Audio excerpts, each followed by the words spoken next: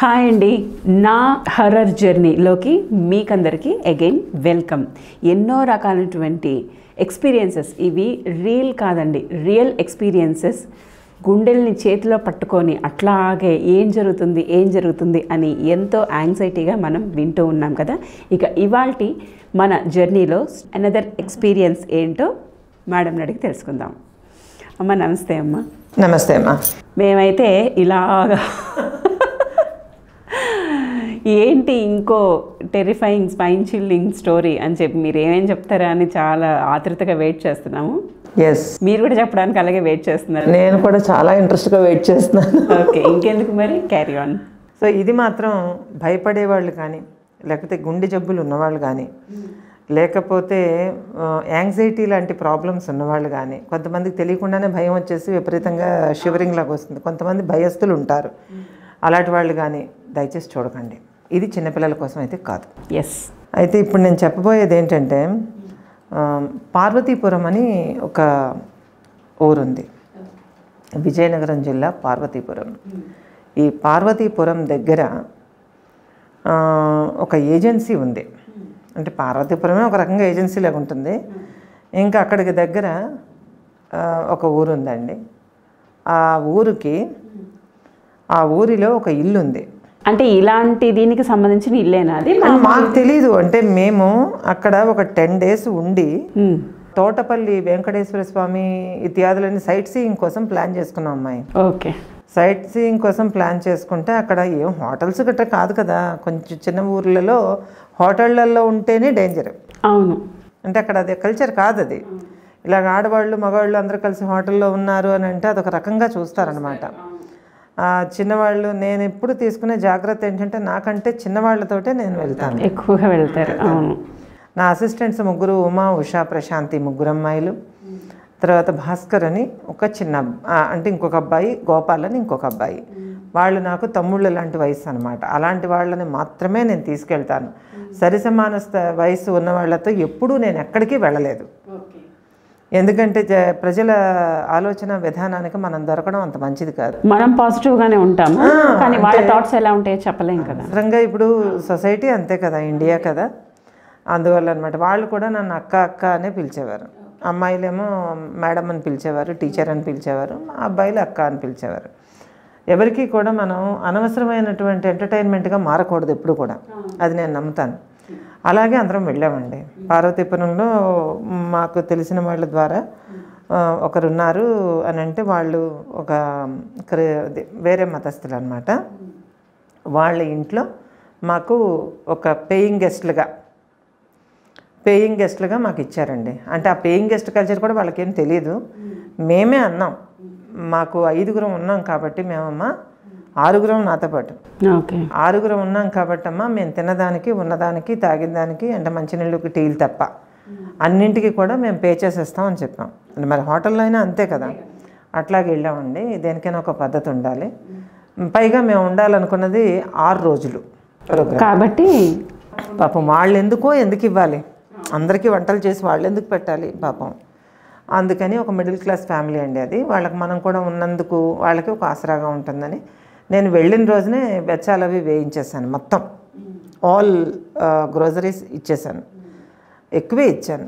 నాకు అదే అలవాటు ఎప్పుడు కూడా. ఇచ్చేస్తే వాళ్ళు చక్కగా వంట చేసి పెట్టడం, అభిమానంతో పెడతారు. అంటే ఇవ్వకపోతే పెట్టరని కాదు, వాళ్ళు ఎప్పుడు మనల్ని ఒక బర్డెన్గా ఫీల్ అవ్వకూడదు అంతే. ఎందుకంటే మా పనే ఒక భయంకరమైన పని. చుట్టూ సైట్ సీయింగ్ కోసం వెళ్ళాం. యాక్చువల్గా ఈ పని కోసం వెళ్ళలేదు. అంటే ఇలాంటి గోస్ట్ హంటింగ్ కోసం కానీ, దెయ్యాలను వెతకటం కోసం కానీ వెళ్ళలేదు. అయితే ఆ ఇంట్లో వాళ్ళు ఏంటంటే, వాళ్ళు మాకు మేడ మీద పోర్షన్ అంతా కేటాయించారు. వాళ్ళు కడుపేదలండి.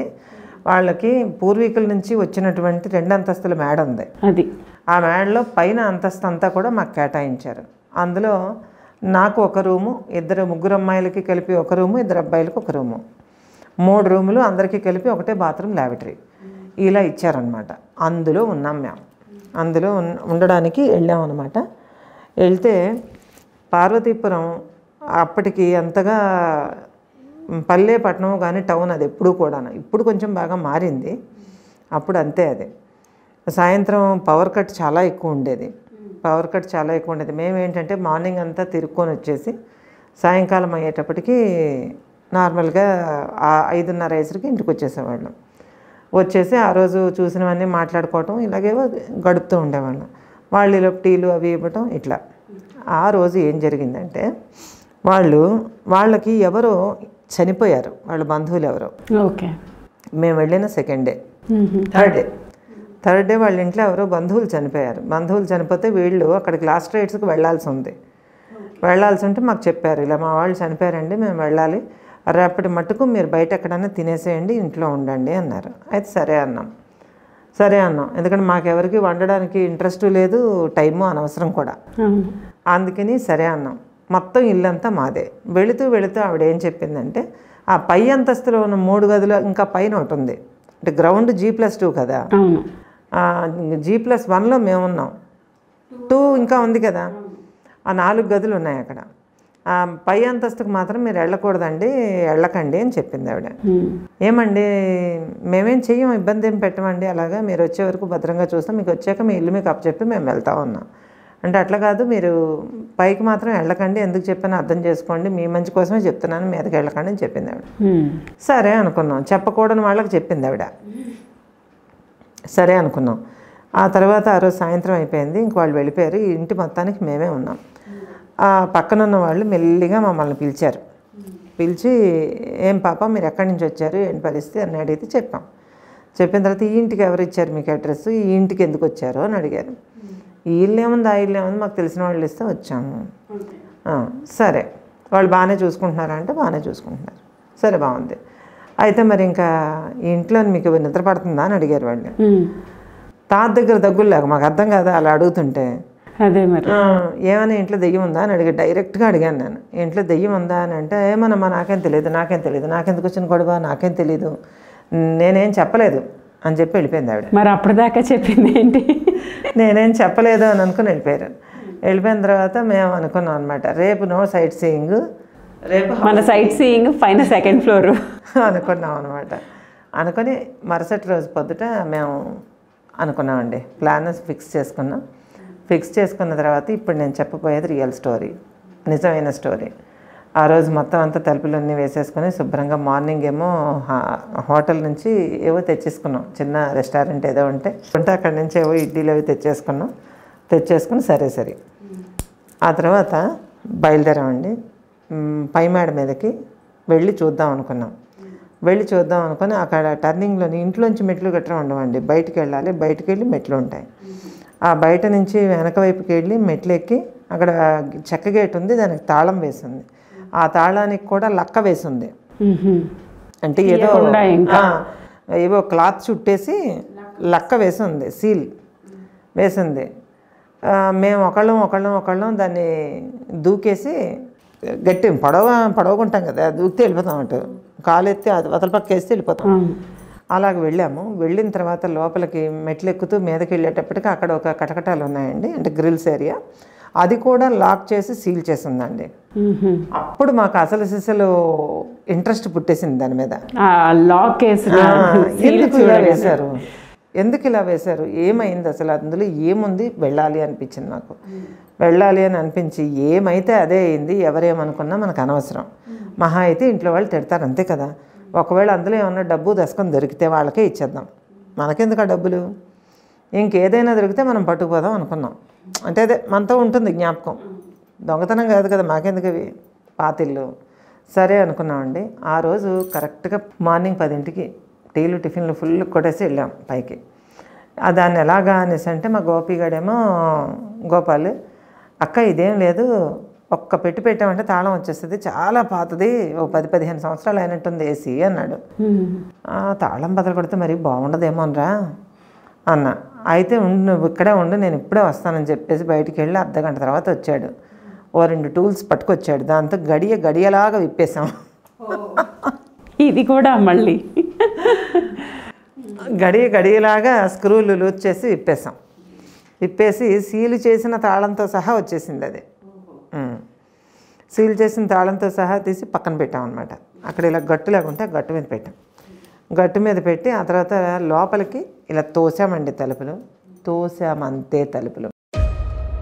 లోపల అద్దం ఏదో ఉంటే పెద్ద ఇటుకరాయి ఇచ్చుకొని కొడితే ఎలాగ భళ్ళని పగిలిన చప్పుడు అవుతుందో అలాంటి చప్పుడైంది ఇంట్లోంచి. అంటే జస్ట్ అట్లా తలుపు తొయ్యంగానే ఓకే భళ్ళని పగిలిన అద్దం చప్పుడు, మొక్కల కింద పడ్డ చప్పుడు అయింది. అయ్యేసరికి మేము మొహాలు చూసుకున్నాం. మా వాళ్ళందరి మొహాల్లోని కూడా విపరీతమైన ఎక్సైట్మెంట్, ఏదో మనం చూడబోతున్నాం అని. వెంటనే ఇలాగని లోపలికి రమ్మన్నాను నేను, మాట్లాడకుండా రండి అని. మెల్లిగా నేనే లోపలికి అడుగు వేశాను. లోపలికి అడుగు వేసేసరికి మరొక చప్పుడైంది అలాంటిది. వీళ్ళింట్లో ఎన్ని అద్దాలు ఉంచారో అని అనుకున్నాను నేను. ఇలా జస్ట్ వరండాలాగా ఉందండి అక్కడ. అక్కడి నుంచి లోపలికి వెళ్ళేటప్పటికి మెయిన్ ద్వారం ఉంది పైన పోర్షన్కి. ఆ మెయిన్ ద్వారానికి కూడా ఇలాగే తాళం వేసి సీల్ వేసి ఉంది. ఏంటిది తాళాలు సీడ్లు కనపడుతున్నాయి అని, అదే మెయిన్ ఎంట్రన్స్ అదే.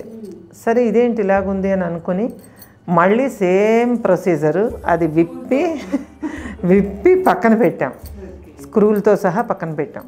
స్క్రూలతో సహా పక్కన పెట్టి నెమ్మదిగా తలుపుల దగ్గరికేసి, మేము వచ్చిన వరండా తలుపుల దగ్గరికేసి, ఆ తర్వాత ఈ తలుపులు మెయిన్ డోర్ తలుపులు తొయ్యాలని ప్రయత్నించామండి. అంత ఈజీగా రాలేదు. చాలా గట్టిగా తోస్తే అప్పుడు క్రీచమన్న సౌండ్తో లోపలికి వెళ్ళింది. లోపలికి వెళ్తే లోపల నేను అడుగు పెట్టాను, చల్లగా ఉంది గచ్చు, ఇంత ఎత్తున దుమ్ము ఉంది. తర్వాత లోపలికి వెళ్ళి చూస్తే మొక్క వాసన, గబ్బిళాల కంపు, అంతే కదా ఉంటుంది మరి. చీకటి వేసేస్తే ఏమిటవుతుంది. ఆ తలుపులు తెరిచి ఎంతో కాలం అయినట్టుగా ఉంది అది. అక్కడ మాకు వినిపించినటువంటి భళ్ళను పగిలిన సౌండ్ వచ్చింది కదా, అక్కడ గోడకి ఇవతల ఒక అద్దం, అవతల ఒక అద్దం ఉన్నాయమ్మాయి. అయితే ఆ అద్దం సైజు వింటేనే మనకి ఇప్పుడు వింత అనిపిస్తుంది. ఆ అద్దం ఎంత సైజు ఉంది అని అంటే 1 అడుగు వ్యాసార్థంలో ఉంది. అంటే 12 అంగుళాలు ఉంది ఇంత అద్దం. ఇంకా చెప్పాలంటే ఇంకా 12 కూడా కాదేమో, A4 సైజు అద్దం అనుకోండి. A4 సైజు అద్దం ఇటువైపు, A4 సైజు అద్దం ఇటువైపు ఉంది. కానీ మీకేమో పెద్ద అద్దం లాగా, చాలా పెద్ద, ఒక కిటికీ తలుపు అంత బద్దలైపోయినంత ఇది కలిగిందనమాట. ఆ 2 అద్దాలు పగిలేసి ఉన్నాయండి, అంటే పగిలిపోయి ముక్కల కింద పడి ఉన్నాయి.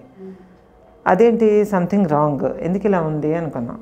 ఇంకా లోపలికి వెళ్ళిన తర్వాత మేము లోపలికి మొత్తం అందరం లోపలికి వెళ్ళాం. లోపలికి వెళ్ళిన తర్వాత తలుపులు నెమ్మదిగా దగ్గరికి వేసిన తర్వాత మేము ఇంకా లోపలికి వెళ్ళి ఏముందో చూద్దామని అక్కడ లైట్లు వేయడానికి ప్రయత్నిస్తే లైట్లు వెలగలేదు. ఆ తర్వాత కిటికీ తలుపులు తీయడానికి ప్రయత్నిస్తే అడ్డంగా కర్రలు కొట్టి ఉన్నాయి, తలుపులు కర్రలు కొట్టి ఉన్నాయి, వాటి మీద ఏవో రాసి ఉన్నాయి. సరే, ఆ తర్వాత మూలల్లోకి ఇలా చూస్తే, పైకి చూస్తే ప్రతి మూల నల్లగా ఇంతింత దబ్బనం లాంటి మేకు మూలల్లో దిగ్గొట్టి ఉంది. వాటికి ఎప్పుడో నిమ్మకాయ గుచ్చినట్టుగా ఆ నిమ్మకాయ ఆరిపోయి ఇంతింత అయిపోయేవి. ఆ చివరికి ఇలా వేలాడుతోంది అది, కానీ ఇలా కొట్టి ఉందన్నమాట. 4 వైపులా 4 మూలలా 4 ఉన్నాయి. అప్పుడు మాకు అర్థమైంది, ఇక్కడ ఏదో దెయ్యం ఉంటే దాన్ని బయటికి రాకుండా చేయడానికి మేకులు కొట్టి గుమ్మాలకి శీలలు కొట్టారు అని, సీలేసారు అనేసి అర్థమైన తర్వాత మరి ఇంకేం చూస్తాంరా, ఇందులో మనకేం కనిపిస్తాయి, వెళ్ళిపోదామా అని అన్నాను నేను. అని అంటే లేదక్క మొత్తం చూసేసి వెళ్ళిపోదాం, ఎలాగో వచ్చాం కదా అని యువతలో ఒకళ్ళు అవతల ఒకళ్ళు చీలాము. అది మేము చేసిన తప్పు. అంటే అంతవరకు ఒకే దగ్గర అందరూ ఉన్నాము. అప్పుడు ఏంటంటే 2 అమ్మాయిలు 1 అబ్బాయి అటు వెళ్ళారు, 2 అమ్మాయిలు 1 అబ్బాయి ఇటు వెళ్ళారు. నేను సెంటర్లో నిలబడి ఉన్నాను. చుట్టూ చూస్తున్నామండి. చుట్టూ చూస్తుంటే యువతల అబ్బాయి అమ్మాయి 2 అమ్మాయిలు 1 అబ్బాయి వెళ్ళారు. వెళ్ళిన తర్వాత వాళ్ళు తలుపులు దగ్గరికి వేశారు. యువతల పక్క వెళ్ళిన వాళ్ళు తలుపులు దగ్గరికి వేశారు. నేను సెంటర్ హాల్లో నిలబడి మొత్తం చూస్తున్నాను. చూస్తూ ఉంటే మీదన ఒక డూమ్ లైట్లాడిది ఉందండి. ఆ డూమ్ లైట్లాడిది ధడేలని పేలిపోయింది, అంటే పగిలిపోయింది. పెంకులన్నీ నా తల మీద పడ్డాయి. కిందనే ఉన్నాను కదా నేను ఎంత పక్కకి వెళ్దామన్నా మీద పడ్డాయి. కొన్ని గబగబా తీయడంలో కొంత చేతికి గాజు చీరుకున్నాయి. ఇట్లా అయింది అని అనుకుని భాస్కరు అని పిలిచాను, ఎవరు పలకలేదు. గోపాలు అని పిలిచాను, పలకలేదు. అమ్మాయిల పేర్లు పెట్టి పిలిచాను, పలకలేదు. సరే వినపడలేదేమో, తలుపులు మందంగా ఉన్నాయి కదా అని చెప్పేసి యువతల తలుపు వేద్దామని లోపలికి తోద్దామని ట్రై చేస్తే తలుపు బిగుసుకుపోయి ఉంది. తలుపులు దెబ్బ బాదాను, బిగుసుకుపోయి ఉంది. యువతల తలుపు కూడా పాతే బిగుసుకుపోయి ఉంది. బిగుసుకుపోయి ఉంది. ఏమి ఆలోచించాలో ఏం చెయ్యాలో కూడా నాకు అర్థం కాలేదు. మొత్తం 5గురిని నేను రిస్క్లోకి నెట్టానా అన్న ఫీలింగ్ వచ్చింది నాకు. అంతే కదా మరి. ఆ తర్వాత ఇంకా లోపలికి సరే దీనికి ఇంకో దారి ఏమైనా ఉందేమో చూద్దామని చెప్పి నెమ్మదిగా ఆ రెండో సైడ్కి వెళ్ళాను నేను. ఆ రెండో సైడ్ తలుపు ఉంది, ఆ తలుపు తోసుకొని బయటికి వెళ్ళాను. బయటికి వెళ్తే నా తల మించి ఒక గబ్బిలం ఎగురుకుంటూ బయటికి పోయింది. ఎక్కడికి పోదు, ఆ రూమ్లోనే ఉంటుంది. అది మరో చోట అంటుకుంది. ఆహా అనుకున్నా. అవతలకు వెళ్ళి చూస్తే ఈ గది తాలూకా ఎడ్జ్ అవతల ఉంటుంది కదా, ఆ అవతలకి కిటికీ ఉంది. ఆ కిటికీలు కూడా కొట్టేసి ఉన్నాయి. వీళ్ళు ఎక్కడున్నారో తెలియదు, దానికి అంతుదరి తెలియదు, వీళ్ళు ఎటువైపు వెళ్ళారో తెలియదు, ఎందుకు పలకట్లేదో తెలియదు. ఏంటిది, రిస్క్లో పడ్డామే. అందుకే వాళ్ళు చెప్పారు ఖచ్చితంగా వెళ్ళొద్దని చెప్పారు కదా, ఎందుకు వెళ్ళానా అనుకున్నా. అక్కడ నుంచి వినిపించడం మొదలుపెట్టిందండి ఒక విచిత్రమైన నవ్వు. ఒక మగ మనిషి ఆడ మనిషి కలిసి నవ్వితే, ఒకే గొంతుతో నవ్వితే ఎలా ఉంటుందో అలాంటి నవ్వు. ఆ ఖాళీ ఇంట్లో రీసౌండ్ లాగా వస్తూ నవ్వుతున్నారు వాళ్ళు. అంటే వెటకారం ధ్వనిస్తుంది నవ్వులో. నవ్వుతున్నారు. తర్వాత తెరలుగా వినిపిస్తున్నది ఆ నవ్వు. కొంతసేపు నేను చూసిన తర్వాత నాకు కోపం వచ్చింది. నాకు ఏదైతే అదే అయ్యింది, కానీ మొత్తానికి ఈ నవ్వులేంటి అని చెప్పి, ఎవరితవే నవ్వు,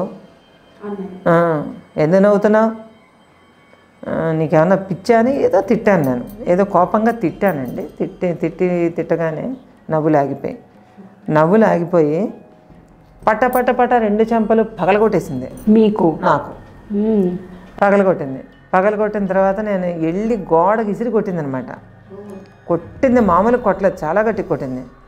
ఆ కొడితే వెళ్ళి కొట్టిన దానికి నాకు ఇక్కడ కొట్టిన దెబ్బకి మొత్తం తల రింగుమని ఏమైనా గట్టి దెబ్బ తగిలింది అనుకున్నాను నేను. పగిలిపోయింది అనుకున్నాను నేను. గోడకి తల కొట్టుకున్న శబ్దం డక్మన్ సౌండ్ కూడా వచ్చింది. అంతలాగా కొట్టిన తర్వాత తల దిమ్మిక్కిపోయింది. ఓ దగ్గర కూర్చుని అలా పట్టుకొని ఒక 5 నిమిషాలు నన్ను నేను కూల్ చేసుకుని ఇందులోంచి బయటపడాలి, ఇందులో ఏదో ఉంది, ఇందులోంచి బయటపడాలి. పిల్లలు ఉండిపోయారు, వాళ్ళ తల్లిదండ్రులు నన్ను నమ్మి పంపించారు.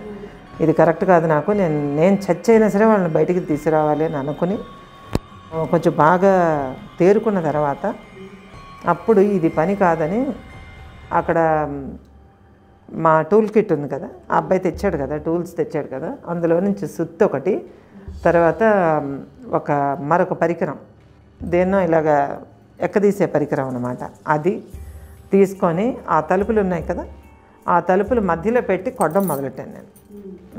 అది విడాలి కదా, ఎలాగో ఒకలాగా విడాలని చెప్పి కొడుతుంటే భీకరమైన సౌండ్ వస్తున్నది.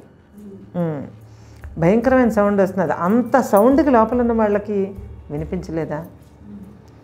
అంత సౌండ్కి వాళ్ళు నాకు ఎందుకు పలకట్లేదు? లోపలికి వెళ్ళగానే ఈ 10 నిమిషాల వ్యవధిలో వాళ్ళకి ఏమైంది అది నాకు అర్థం కాలేదు. లోపల భయం స్టార్ట్ అయింది. దెయ్యం భయం కాదు, వాళ్ళేమయ్యారో అన్న భయం. ఆలోచించి కొట్టడం మొదలుపెట్టాను. ఇలా కాదని పూర్తిగా కోపం వచ్చిందనమాట. వచ్చి మొత్తం తలుపుకి ఇలాగా ఉంటాయి కదా, పూర్వం అలా ఉండేవి, ఇలా అడ్డంగాను నిలువుగాను డిజైన్ ఉండి ఒక పెద్దది A3 సైజు పలకలాగా ఉండేది. ఆ పలకలను బదలగొట్టడం మొదలుపెట్టాను. అదైతే వస్తుంది కదా, ఇదైతే రాదు కానీ అని ఎంత ప్రయత్నించినా ఆ తలుపు ఏమీ కాంగడం లేదు, చాలా గట్టిగా ఉంది. ఆ లోపల ఏమయ్యారు ఈ పిల్లలు, నాకెందుకు ఈ బాధరా నాయనా అనుకొని సరే ఎవరైనా ఊళ్ళో వాళ్ళని హెల్ప్ తీసుకుందాం, అయినా వీళ్ళని నేను వదిలేసి నేను బయటికి వెళ్తే మొత్తం లాక్ అయిపోతే, లోపల వాళ్ళకి ఏమైనా అయితే ఇది పని కాదని అప్పుడు మళ్ళీ లోపలికి గట్టిగా అరిచి పిలిచా. ఎవరు నో యూజ్ అండి, నాకైతే పై ప్రాణాలు పైనే పోతున్నాయి. అంటే మీతో వచ్చిన వాళ్ళు ఏ పేర్లు పెట్టి పిలిచినా పలకట్లేదు, పలకనంతగా ఏమయ్యారు లోపల వాళ్ళు, ఎందుకు పలకటం లేదు అని అనుకొని చాలాసేపటి నుంచి 1 గంట సేపు నానా బీభత్సం సృష్టించాను అక్కడ. అంటే కొట్టి కొట్టి అన్నీ చేసి తిట్టి ఎందుకు ఇలా చేస్తున్నావు నువ్వు ఎందుకు ఇలా చేస్తున్నావు నీకేమైంది, నీకేం కావాలో చెప్పు, కావాలంటే మేకలన్నీ ఓడవేకేస్తాను బయటికి పో, అంతేగాని మా వాళ్ళు నేను చెయ్యొద్దు అని ఎన్నిసార్లుగా అక్కడ మనిషి ఉన్నట్టుగా భావించుకొని నేను తిడుతూ ఉన్నాను కోపంతో. అయినా సరే నో యూజ్, ఎక్కడ ఏ రకమైన ఉపయోగమూ లేదు. అసలు ఆ తలుపులు కొడుతున్న శబ్దం బయటకు వస్తుందో లేదో తెలియడం లేదు. ఎవ్వరు వీధిలోకి చూస్తుంటే ఎవరు మటుకు వాళ్ళు వెళ్ళిపోతున్నారు, ఎవరి లైఫ్లో వాళ్ళు ఉన్నారు. అలా ఒకవేళ వినిపించుంటే ఎవరో ఒకళ్ళు వస్తారు కదా, కనీసం అందులో ఏమవుతుందో చూస్తారు కదా. వాళ్ళని కూడా నోరు కంఠం చించుకుపోయినట్టు అరుస్తున్నా, ఎవ్వరూ రావట్లేదు. ఏంటి ఈ పరిస్థితి, అసలు నాకు ఎందుకు వచ్చింది ఈ పరిస్థితి, నేను ఎందుకు వీళ్ళని తీసుకొచ్చాను అనవసరంగానూ, వాళ్ళు వెళ్ళొద్దంటే నోరు మూసుకుని ఊరుకోవచ్చు కదా, ఎందుకు వాళ్ళ పర్మిషన్ లేకుండా ట్రెస్ పాసింగ్ ఇలాగా తప్పు కదా అని అనేక రకాలు బాధపడుతున్నాను. కానీ ఇంకప్పుడు ఏం చేయగలను, నేను చేయడానికి ఏమీ లేదు. 5 ప్రాణాలు రిస్క్లో ఉన్నాయి, ఏం చేయాలో అర్థం కాలేదు. ఒక్కసారిగా భీకరమైన ఏడుపు వచ్చింది నాకు. ఏడుపు వచ్చి చాలా గట్టిగా నోరు తెరిచి ఏడ్చాను చిన్నపిల్లలాగా. ఏడ్చి ఎలాగైనా సరే ఇది లాభం లేదు, ఏడవటం కాదు, అసక్తత హెల్ప్లెస్నెస్ వచ్చినప్పుడు అలాంటి చర్యలు చేస్తాం. ఇదేంటి నన్ను బెదిరించేది, చూస్తాను ఏం జరుగుతుందో అని చెప్పేసి వెనక్కి కూడా వెళ్ళి మొత్తం అంతా చూస్తే అక్కడ ఈ మాత్రం సుత్తి కనిపించింది. ఈ సుత్తితో ఆ తలుపులు బదలగొడతానని అనుకున్నాను. ఈ చిన్న సుత్తి, ఈ చిన్నది ఇవి కావు, దీంతో బదలగొడతానని అనుకొని చాలా గట్టిగా కొడుతున్నాను. చాలా గట్టిగా, ఎంత గట్టిగా కొడుతున్నానంటే అంత గట్టిగా కొడుతున్నాను. అయినా సరే ఆ తలుపులు ఇంచు కూడా కదలటం లేదు. సరే ఇంకా 6-100 ఇంటిని తగలబెట్టేసైనా సరే వాళ్ళని బయటికి తీసుకెళ్తానని నిర్ణయించుకొని చాలా చాలా కష్టంగా ఆ మెయిన్ హాల్లో నుంచి వరండాలోకి వచ్చాను. వరండాలోకి వస్తే తలుపులు మూసి ఉన్నాయి. వరండాలో కూడా మీరు తలుపు తీసి ఆ తాళంతో పాటు గడిని పక్కన పెట్టాను. దానికి గడ ఏం పెట్టేసి లేదు, అదే జస్ట్ తలుపులు గట్టిగా మూసుకుని ఉన్నాయి, ఎవరో లాగినట్టుగా మూసుకుని ఉన్నాయి. నేను లోపల నుంచి వాటిని ఓపెన్ చేసే ప్రయత్నం చేస్తున్నాను, అవి రావట్లేదు. అంటే ఇప్పుడు ఏమైంది, అరెస్ట్ అయ్యాము 6.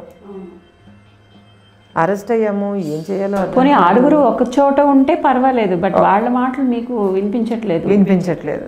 ఇది లాభం లేదని చెప్పి గోపాల్ గోపాల్ అని గట్టిగా అరుస్తున్నాను. తర్వాత ఒక్కొక్కళ్ళ పేరు పెట్టి 15 సార్లు పిలుస్తున్నాను, నోరు నొప్పెట్టినట్టు అరుస్తున్నాను.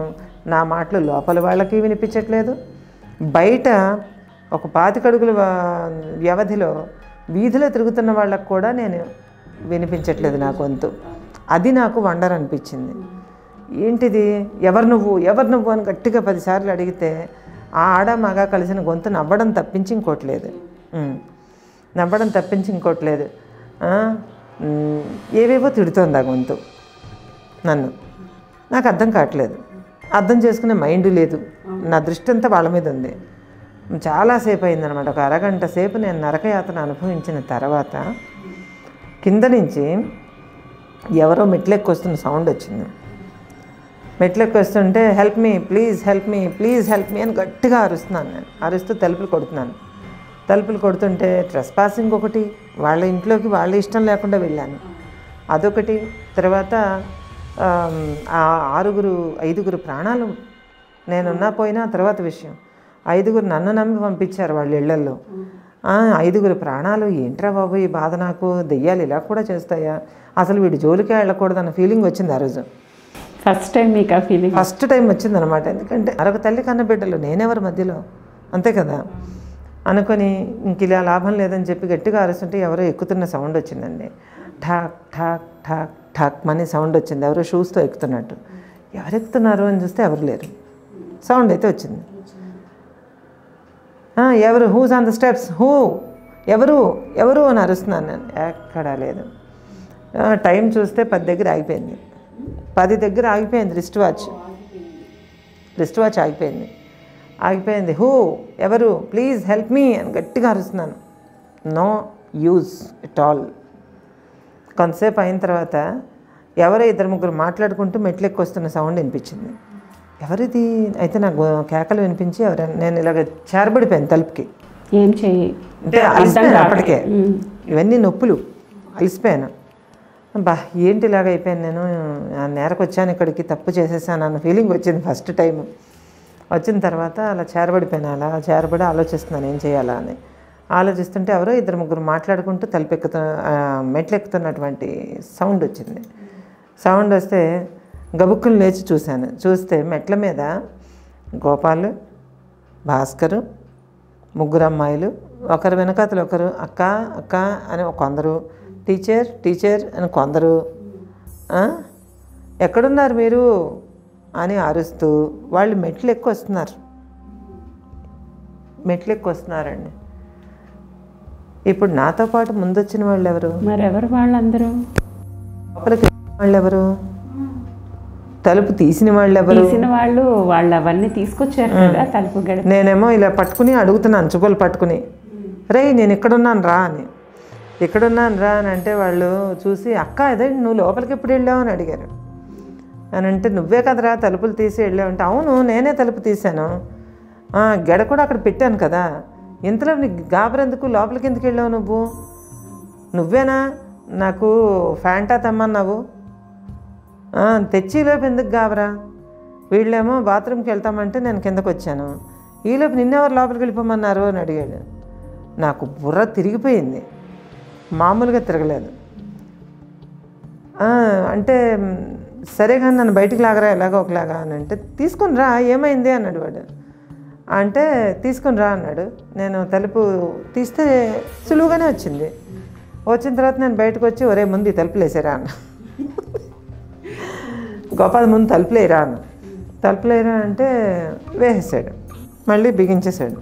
ఏమక్క లోపలికి వెళ్ళమా అని అడిగాడు. వద్దురా బాబు లోపలికి వెళ్ళొద్దు, అసలు ఎవ్వరు వెళ్ళొద్దు అని నేనే పరమానంద శిష్యుల కథలోలాగా లెక్కెట్టుకున్నాను వాళ్ళని, 1 2 3 నా కోసం వచ్చారు కదా, వాళ్ళ గురించి కదా యాతన. వచ్చి పదండ్రా ముందు ఇంట్లో నుంచి బయటికి వెళ్ళిపోదాం అన్న. ఏమైంది అక్క నువ్వేంటి భయపడుతున్నావు అని అంటే నేను భయపడ్డామా తర్వాత సంగతి చెప్తాను, ముందు అందరూ ఉన్నారు కదా మీరు మనుషులే కదా అని అడిగాను. నేను మనుషుల అబ్బే చచ్చిపోయి 4 రోజులైంది, ఏంటక్క అలా అడుగుతాను అని అంటే ఇప్పుడు జోకులు వేస్తాడంట్రా, ఏది నన్ను ఒకసారి పట్టుకో అన్నాను. నేను పట్టుకో అంటే ఇలా పట్టుకున్నాడు, వెచ్చగా చేతులు ఉన్నాయి, మనుషులే అనుకున్న తర్వాత ఎందుకంటే ఇందాక అంత ఖచ్చితంగా వచ్చాక నేను నమ్మలేకపోతున్నాను, మైండ్ అప్సెట్ అయిపోయింది. అప్సెట్ అయిపోయి బయటకు వచ్చిన తర్వాత కిందకు వచ్చేసిన తర్వాత మళ్ళీ ఎక్కడిదక్కడ బిగించేసిన తర్వాత కిందకు వచ్చేసి ఒరే సూట్ కేసులు వేసి సర్దండి రా అని. అదేంటక్క ఇంకా ఉంటాం అనుకున్నాం కదా అని అంటే సూట్ కేసులు సర్దండి రా అని అంటే ఇంకా ఉంటాం అనుకున్నాం కదా అంటే వద్దురా ఇక్కడ దెయ్యం ఉందిరా, భయంకరమైన దెయ్యం ఉంది అని అంటే అప్పుడు నేను చెప్పినవన్నీ చెప్పాను, నేను చూసినవన్నీ ఎక్స్పీరియన్స్ చేసినవన్నీ చెప్పాను. మేమా లోపలికి వచ్చామా అన్నారు వీళ్ళు. అవును మీరే లోపలికి వచ్చారు, కలిసే వెళ్ళాము, 2 అటు వెళ్ళారు, 3 ఇటు వెళ్ళారు, నేను సెంటర్లో, ఇవన్నీ చెప్పాను. చెప్పిన తర్వాత అలా ఆలోచించుకొని ఉన్నారు వాళ్ళు. నాకు ఎలాంటి ఫీలింగ్ వచ్చిందంటే అండి, ఒక్క మరుక్షణంలో వాళ్ళల్లో ఎవరైనా మాయమైపోతారేమో, ఇది కూడా కలేమో, అసలు వాళ్ళు వచ్చిన వాళ్ళు నిజంగా వాళ్ళేనా భ్రమేమో అన్న ఫీలింగ్ వచ్చేసింది నాకు. మానసికంగా అంత వీక్ అయిపోయాను నేను.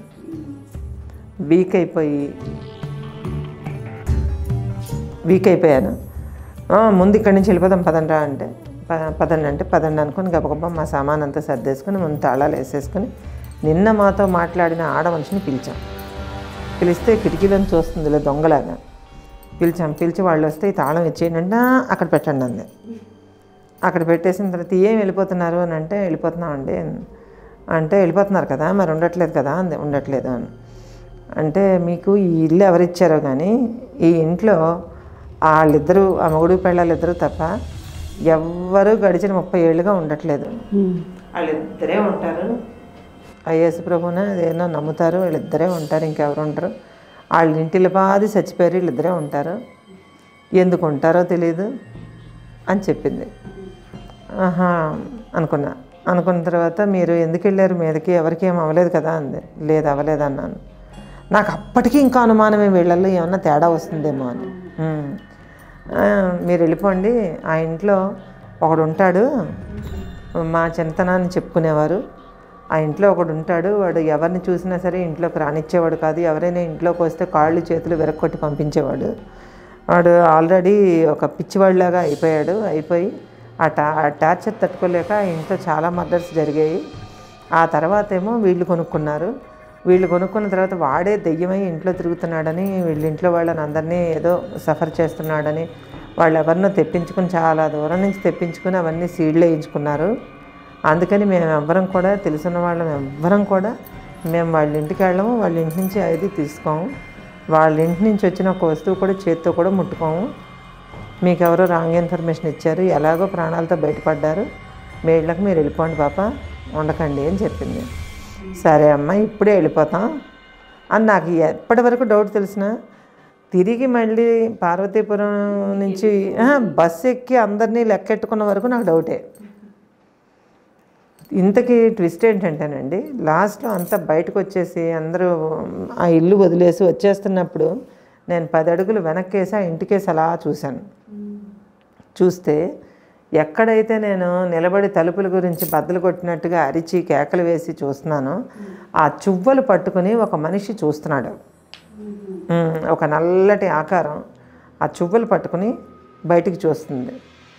అలా చూస్తున్నది మా వైపు, అలా చూస్తున్నది. ఇంత గడ్డం ఉంది, ఇంత గడ్డం ఉన్నది. తర్వాత ఏమో అంతే నాకు కనిపించింది, ఆ దూరానికి గడ్డం ఉన్న ఒక మగ మనిషి కనిపించాడు నాకు, అంతే, అంతకు మించి ఇంకేం కనిపించలేదు. కానీ ఆ మనిషి ఇలా పట్టుకున్న చేతులు కనిపిస్తున్నాయి. ఇలాగ మట్టిలో నుంచి బయటికి పాతిపెట్టిన మనిషిని బయటికి తీస్తే ఎలా ఉంటే అలా ఉన్నాయి. అలాంటి చేతులతో ఇలాగ పట్టుకొని నన్ను అలా చూస్తున్నాడు అనమాట. అది చూసిన తర్వాత గబగబా వీళ్ళని తీసుకుని పిల్లల కోళ్ళలాగా అక్కడి నుంచి ఎస్కేప్ వెళ్ళి మెయిన్ అసలు బస్ స్టాండ్కి వెళ్ళి ముందు ఒక ఫ్యాంటా తీసుకుని తాగేసి ఒక సోడా తీసుకుని మొహం కడుక్కొని చెప్ప పెట్టకుండా బస్సు ఎక్కేసి తిరిగి ఎవరి ప్లేసులకు వాళ్ళు వచ్చేసామండి. ఇదండి స్టేషన్ కథ. అసలు ఆ ఇల్లు అని తెలుసుంటే వెళ్ళేవాళ్ళమే కాదు. ముందు తెలుసుంటే మటుకు నేను ఒక్కదాన్ని వెళ్ళి చూసి వచ్చి ఉండేదాన్ని. అది ఎందుకంటే రిస్క్లోకి మనం పడ్డా పర్వాలేదు, మనతో వచ్చిన వాళ్ళు మాత్రం రిస్క్ పడకూడదు, ఫేస్ చేయకూడదు. ఇదండి ఇవాల్టి మన very very terrifying horrible experience. ఇది కూడా మీకు అందరికీ నచ్చింది అని అనుకుంటున్నాము, హర్రర్ ప్రియులందరికీ. సో లైక్ చేస్తూ మరొక స్టేషన్ నెంబర్ 12 హర్రర్ ఎక్స్పీరియన్స్తో మీ ముందుకు వచ్చేస్తాం. Until then thank you.